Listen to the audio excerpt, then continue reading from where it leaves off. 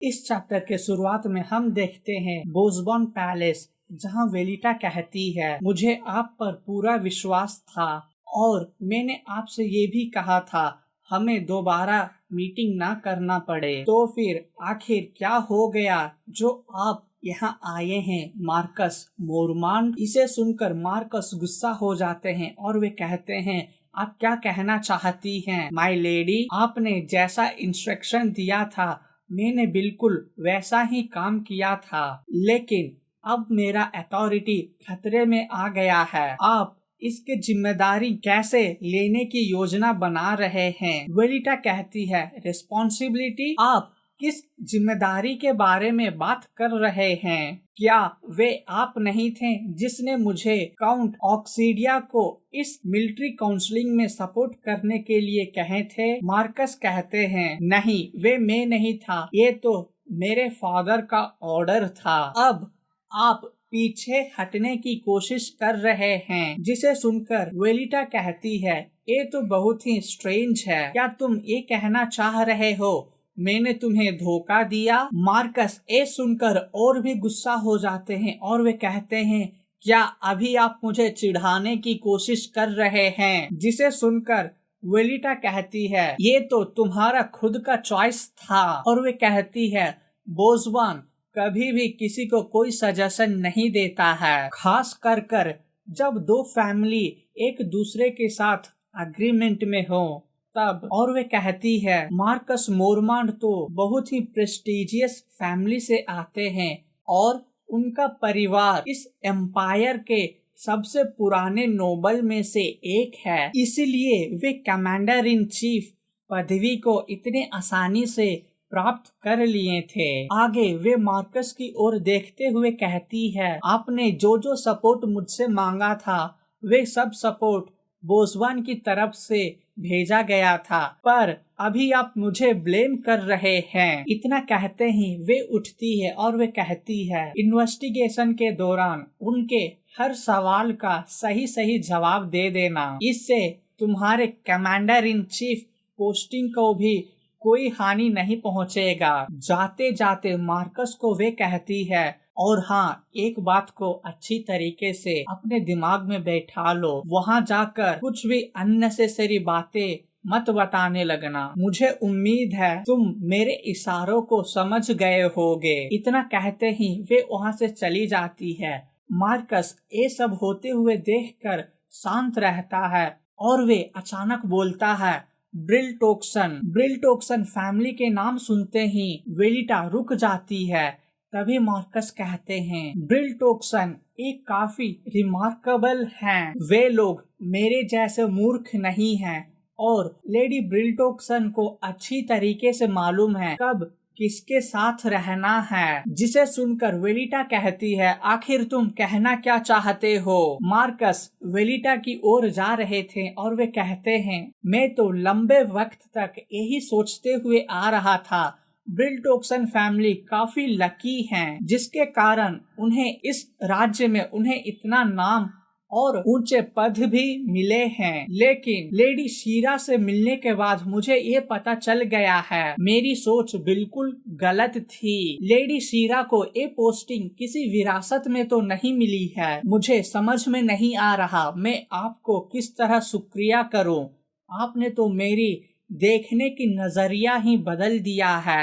वेलिटा कहती है, मार्कस मोरमांड। वेलिटा के बात काटते हुए मार्कस कहते हैं, प्लीज आप मेरे शब्दों को दिल से ना लगाएं। मैं आपको इसलिए भी शुक्रिया कहना चाहता हूँ, आपने बोसबॉर्न की असली चेहरे मुझे दिखा दिए हैं। आखिरकार इस एम्पायर में ब्रिलटोक्सन जैसे लोग भी रहते हैं जो कि बहुत ही अंडर एस्टिमेटेड हैं, और यहाँ तो ऐसे भी कुछ लोग हैं जो कि बाहरी रूप में बहुत ही अपना दमखम दिखाते हैं, लेकिन वे एक खोखले इंसान हैं। सीन वहाँ कट होता है और हम देखते हैं ब्रिलटोक्सन पैलेस। वहाँ के मेड बहुत ही जल्दी में होते हैं और वे वहाँ के कमरे को भी जल्दी जल्दी साफ कर रहे थे। हेड बटलर जो कि लेडी शीरा से माफी मांग रहे थे और वे कहते हैं, अगर मैंने आपको ये इन्फॉर्मेशन पहले ही दे देता तो इतना केयोटिक माहौल नहीं बनता। लेडी शीरा बटलर से कहते हैं, ऐसी कोई बात नहीं है, ये तो मेरे पिताजी का फॉल्ट है। वे बिना नोटिस किए ही अचानक लौट आते हैं। हेड बटलर तभी उनसे कहते हैं, और एक रिपोर्ट है जो कि मुझे आपको देना था। शीरा कहती है, एक और? वे क्या है? बटलर कहते हैं, ये गेस्ट जो कि आपसे मिलने के लिए आज ही आने वाले हैं। शीरा ये सुनकर कहती है, क्या एक गेस्ट? लेकिन मुझे तो इसके बारे में कोई भी नोटिस नहीं मिला है। बटलर तभी एक एनविलप शीरा की ओर बढ़ाते हैं और वे कहते हैं, हमें भी ये नोटिस आज सुबह ही मिला था, इसीलिए रिपोर्ट देने में डिले हो गई है।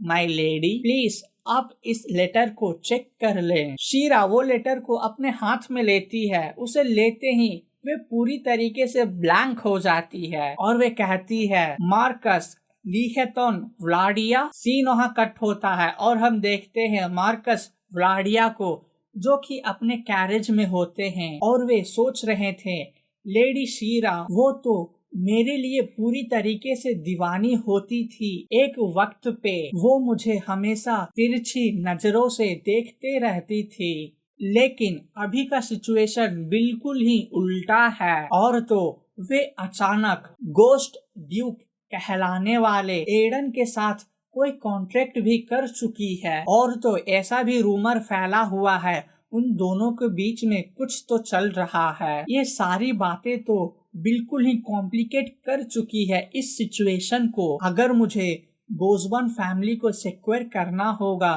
तो सबसे पहले मुझे ब्रिलटोक्सन फैमिली को अपने कंट्रोल में लेना होगा, तभी मैं यंग लेडी वेलिटा के साथ मिल पाऊंगा। और वे कहते हैं, लेडी वेलिटा कभी भी किसी चीज में इंटरेस्ट नहीं शो करती थी अगर वो उसके फ्रेंड के बारे में ना हो तो। इसमें थोड़ा बदलाव करना पड़ेगा, लेकिन एक्चुअली ये काम करेगा। अगर ऐसा हो गया तो फिर मुझे पावर के साथ वेल्थ भी आराम से मिल जाएगा। मैं इस अवसर को ऐसे ही हो नहीं सकता। हेड बटलर जो कि लीहेटोन को देखते हैं और वे मन ही मन में कहते हैं, आखिर ये इतना जल्दी क्यों आ गए? लेडी शीरा को तो इन्हें मना करने की समय तक नहीं मिला। और वे लीहेटोन के सामने झुकते हुए कहते हैं, वेलकम टू ब्रिलटोक्सन एस्टेट। आपसे मिलना हमारे लिए हॉनर की बात है मार्कस व्लाडिया। लीहेटोन बटलर को देखकर कहते हैं, आप तो पहले से भी ज्यादा जवान दिख रहे हैं। तभी लीहेटोन नोटिस करते हैं उसके पीछे खड़े मेड लोग उसे देखकर कहते हैं, मार्कस व्लाडिया कितने यंग हैं, वे बहुत ही हैंडसम हैं। लीहेटोन ये सब सुनकर अपने मन ही मन में कहता है, ये तो ऐसा ही होना चाहिए था।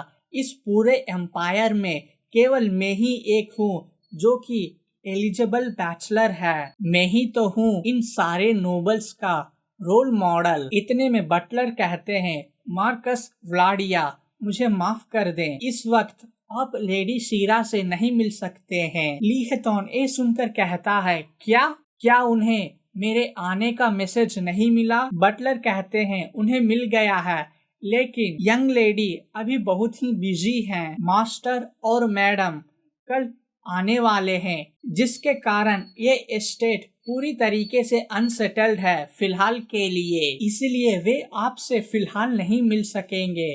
और यंग लेडी ने उनके तरफ से आपसे माफी मांगने के लिए भी कहा है। व्लाडिया कहते हैं, मैं ज्यादा वक्त नहीं लूंगा, मैं उनसे जल्द ही बात कर आ जाऊंगा। मैं केवल उनसे मिलने के लिए ही आज सुबह से ही ट्रैवल कर यहाँ तक आया था। बटलर कहते हैं, वे सब तो ठीक है, आप यहाँ आए ये हमारे लिए हॉनर की बात है, लेकिन प्लीज आप मेरे सिचुएशन को भी समझें मार्कस व्लाडिया। मार्कस ये सुनकर गुस्सा हो जाते हैं और वे कहते हैं, माफी मांगने की कोई जरूरत नहीं है। अगर यंग लेडी यहाँ पर है तो मैं उन्हें फेस टू फेस जाकर बात कर लेता हूँ। इतना कहकर व्लाडिया अंदर की ओर जाने लगते हैं। बटलर कहते हैं, यंग लेडी से मिलने से पहले आपको अपॉइंटमेंट लेना ही होगा। व्लाडिया कहते हैं, इसके बारे में तुम फिक्र मत करो, मैं खुद ही जाकर उनसे परमिशन ले लेता हूँ। वे जैसे ही अंदर की ओर जाता है वहाँ के सैनिक उसे रोक देते हैं, जिसे देखकर व्लाडिया पूरी तरीके से हैरान हो जाता है और वे कहता है, हेड बटलर, क्या तुम अपने गेस्ट को इसी तरह ट्रीट करते हो? ये क्या दुस्साहस है। इस पूरे एम्पायर में मुझे किसी ने इस तरह ट्रीट नहीं किया है। मार्कस गुस्से से वहाँ खड़े सैनिकों को ठेलते हैं और वे कहते हैं, यह अपने आप में उपेक्षा का कार्य है। इसके अलावा इससे मेरे घराने और इसे पूरे राज्य के मजाक उड़ाने के रूप में भी देखा जा सकता है। हेड बटलर ये सब सुनकर घबरा जाते हैं और वे कहते हैं, नहीं नहीं, हम में इतनी हिम्मत नहीं है कि हम ऐसा कुछ करें। लीहथॉन कहते हैं, मैं यहाँ से जाऊंगा और सबसे पहले एक रिटर्न में कंप्लेन फाइल कर दूंगा तुम्हारे खिलाफ। इसी बीच वहाँ शीरा आती है और वे कहती है, साइड हटो। और वे कहती है, इस मेन गेट के सामने इतना शोर क्यों हो रही है? इसे देखने के लिए मैं खुद ही यहाँ आ गई हूँ। आखिर यहाँ चल क्या रहा है? हेड बटलर उसे ग्रीट करते हुए कहता है, मुझे माफ कर दे यंग लेडी, ये सब मेरी गलती है। इतने में लीहथॉन लेडी शीरा को देखता है और वे कहता है, मुझे भी माफ कर दे यंग लेडी, यहाँ इतना शोर करने के लिए। और वे पूरे तहजीब से कहता है, मैं तो बस आपको देखने की इच्छा प्रकट कर रहा था, लेकिन मेरे रिक्वेस्ट को खारिज कर दिया गया था, जिसके कारण मैंने अपने आवाज को ऊंचे कर बात कर रहा था। मुझे उम्मीद है आप मुझे समझ रहे होंगे। लेडी शीरा उसे घूर कर देख रही होती है। इतने में लीहथॉन कहता है, हेड बटलर को भी मैं अप्रिशिएट करता हूँ उसके लॉयलिटी के लिए, लेकिन इतना रिजेक्ट कौन होता है, वो भी इतना कठोरता के साथ। मुझे ऐसा लग रहा है आपको अपने ही सर्वेंट से डील करने में बहुत ही कठिनाई होती होगी। लेडी शीरा पलटकर उसे जवाब देती है और वे कहती है, ये मेरा ही ऑर्डर था। जिसे सुनकर लीहथॉन का चेहरे का रंग ही उतर जाता है और वे कहता है, क्या?